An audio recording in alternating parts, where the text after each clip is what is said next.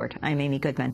We begin today with new scrutiny Republican candidate Mitt Romney is facing about his record at the private equity firm Bain Capital.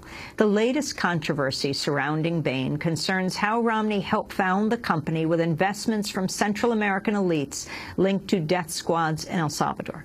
After initially struggling to find investors, Romney traveled to Miami in 1983 to win pledges of $9 million, 40% of Bain's startup money. Some investors had extensive ties to the death squads responsible for the vast majority of the tens of thousands of deaths in El Salvador during the 80s. The investors include the Salvador family, whose former U.S. ambassador to El Salvador, Robert White, has previously accused of directly funding the Salvadoran paramilitaries. In his memoir, former Bain executive Harry Strawn writes, Romney pushed aside his own misgivings about the investors to accept their backing. Strawn writes, quote, "These Latin American friends have loyally rolled over investments in succeeding funds, actively participated in Bain Capital's May investor meetings, and are still today one of the largest investor groups in Bain Capital." Well, for more, we're joined by Ryan Grimm in Washington, D.C., bureau chief for the Huffington Post. He's connecting the dots in the latest story headlined, "Mitt Romney started Bain Capital with money from families tied to death squads." Ryan, welcome to Democracy Now! If you could carefully lay out the story and set the stage in El Salvador in the early 80s, what was happening there, the carnage? Sure. So in 1980, there was land reform instituted by the El Salvadoran government that started to parcel up some of the farms, some of the coffee plantations, and the other land holdings of the elite. And they also nationalized the international coffee trade. So they didn't nationalize the industry, but just the foreign export of it. And so the oligarchs responded with a vicious and a brutal campaign that included death squads, and in the first year or two killed something like 35,000 people, and over the course of a decade killed about 70,000 people. The UN has since calculated that about 85% of the killing was done by these right-wing death squads. So this is not one of those dirty wars where both sides were equally culpable.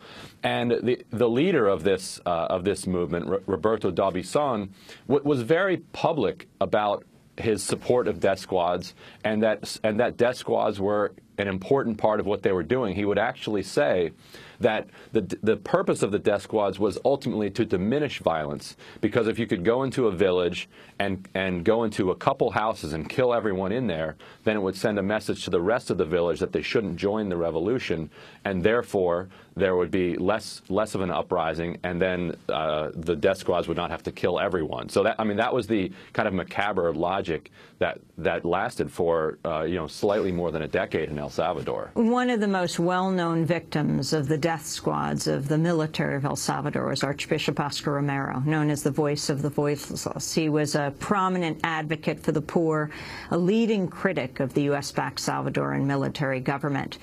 He was killed by members of a U.S.-backed death squad while delivering Mass at a hospital chapel. I want to play an excerpt from the film Romero, which stars Raul Julia, who played Archbishop Romero. I'd like to make an appeal in a special way to the men in the army. Brothers, each one of you is one of us. We are the same people. The farmers and peasants that you kill are your own brothers and sisters. When you hear the words of a man telling you to kill, think instead in the words of God. Thou shalt not kill. No soldier is obliged to obey an order contrary to the law of God. In His name, and in the name of our tormented people who have suffered so much and whose laments cry out to heaven, I implore you, I beg you, I order you, stop destruction! That's a clip from the film Romero of Raul Julia, who played Salvadoran Archbishop Oscar Romero. Oscar Romero was gunned down March 24th, 1980. Ryan Grimm, talk about how he died and the connection to your story. Sure. He was assassinated the day after the clip that you played, shot through the heart while delivering mass. And we since know conclusively that his assassination was ordered by Roberto D'Aubuisson. D'Aubuisson, 18 months later, would found the Arena Party, which was basically at the time a vehicle for these death squads. There was really no separation between Arena and death squads. Arena is still around. It has become more of a conventional Latin American right-wing party, but for its first several years, it was quite simply the political organization which was managing the death squads, So Mitt Romney, in this context, knew very well what was happening in El Salvador. The U.S. Ambassador Tom White, who you mentioned, Robert White had publicly accused 6 Salvadorans living in Miami of financing, 2 of them Salaverias.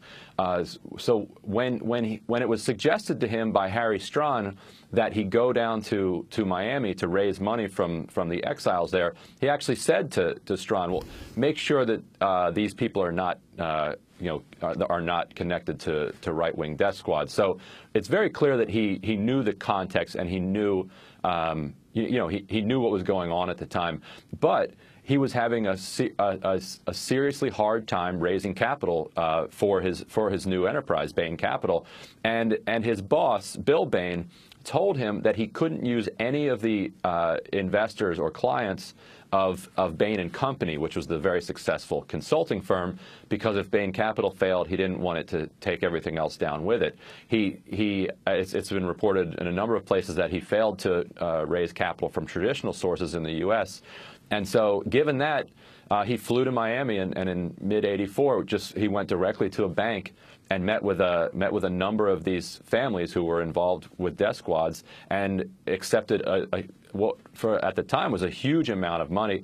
It amounted to 40% of the outside capital that he was able to raise for that initial fund. And as Harry Strawn said, they continued to roll over their investments, and certainly are worth tens and tens of millions of dollars in Bain Capital now.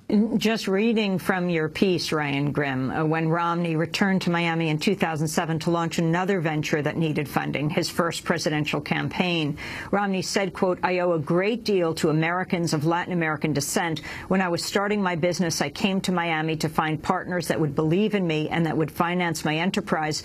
My partners were Ricardo Poma, Miguel Dueñas, Pancho Soler, Frank Kardonsky, and Diego Ribadeneiro. Can you talk about these men, like Poma, and their relation to the death squads of El Salvador?"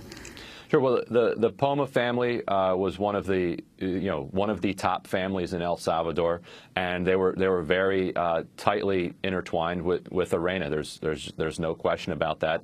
The Salaverias, which we mentioned earlier, 2 of them were specifically named by White as specifically financing death squads. The De Solas are another family that originally invested in Bain. We know that at least 4 members of the De Sola family invested in Bain. We only know the names of 2 of them.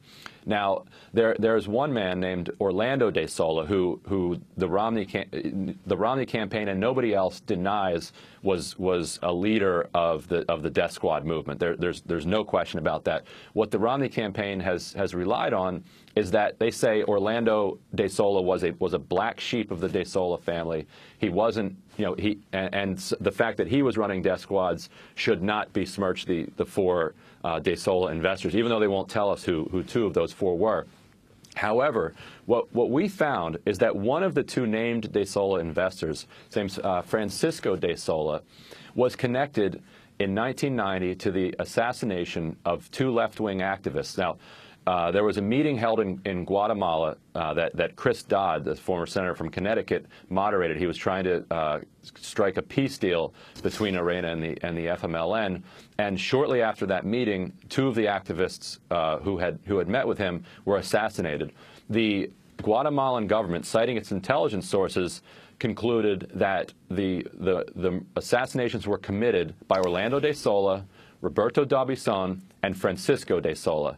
Now, Francisco de Sola is still alive, and his assistant confirmed to us that he was one of those three people who was accused of these murders. Now, he denied it at the time, and he denies it today.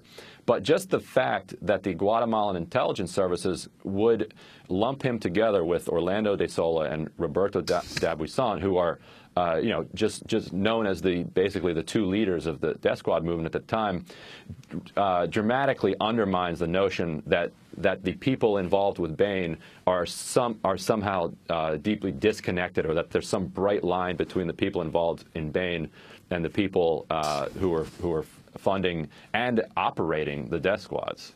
And Ryan Grimm, Mitt Romney's response to your investigation and to these allegations. Right. What they did is they sent me a paragraph of an article from the Salt Lake Tribune in 1999 that read, as was Bain's policy with any big investor, they had the families checked out as diligently as possible. They uncovered no unsavory links to drugs or other criminal activity.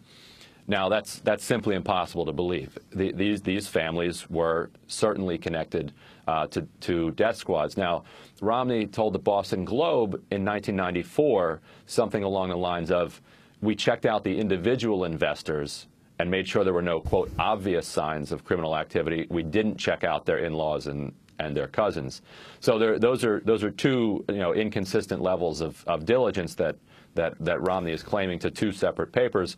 But if you take the one at the Tribune, which is the article that was sent to me by the Romney campaign, that's simply unbelievable. There's no possible way that anybody in 1984 could check out these families, which is the term they use, these families, and come away convinced that this money was clean. You quote Robert White saying the Salvadoran family was very well known. Now, Robert White was the U.S. ambassador to El Salvador. The Salvadoran family was very well known as backers of D'Aubuisson. These guys were big money contributors. They were total backers of D'Aubuisson and the extremist solution, including death squads. And I wanted to read an excerpt from Greg Grandin's book, Empire's Workshop. He's a professor of Latin American history at New York University. He writes, the problem was that the military groups had very little popular support, due in large part to the fact that they were preternaturally violent. According to Reagan's own ambassador, Robert White, their solution to the crisis was apocalyptic. The country must be destroyed totally, the economy must be wrecked, unemployment must be massive, and a cleansing of some 300,000 or 400,000 or 500,000 people must be carried out, he says, and he is quoting Robert White. Ryan Graham. Sure, and I spoke also with Sergio Bendixen, who is a pollster who did a lot of work in the country in the 80s for Univision, and is now, coincidentally, he became a pollster for Hillary Clinton, and he's now working with the Obama campaign. He knew D'Aubuisson, and he knew a lot of the people who were involved with these death squads, and he said that, and this is what I've heard from other people that are familiar with the Miami exile community, that this is not something that they would hide. Like you said, they were persuaded that they were freedom fighters, that they were on the side of justice, and that if it meant that you had to kill tens of thousands or hundreds of thousands of people, those were evil people who were supported by Castro, who wanted to bring about tyranny, et cetera, et cetera. And so everything that they were doing was justified by that, and Mitt Romney even hinted at that in his 2007 talk to the Miami crowd when he came down to raise money for his campaign. He said, not only did these people invest in me, but they taught me a lot, and what they taught me is that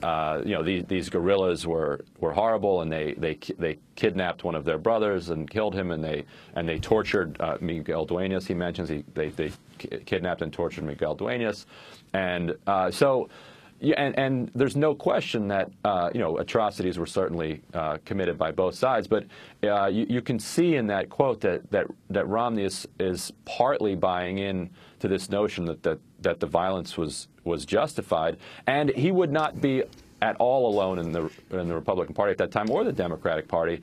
As you said, these death squads had the backing of the United States government.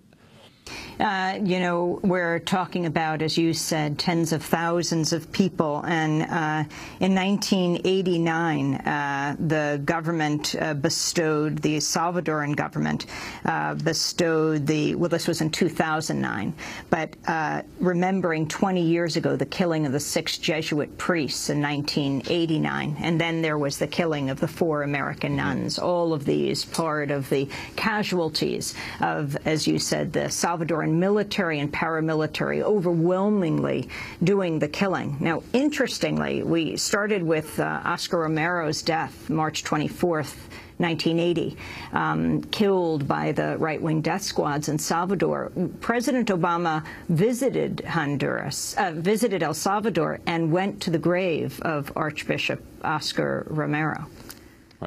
And that was an acknowledgement that what the United States and its allies in El Salvador did in the 1980s was wrong. That was it wasn't exactly, but it was tantamount to an apology for all of the death and destruction that was brought about in the name of anti-communism.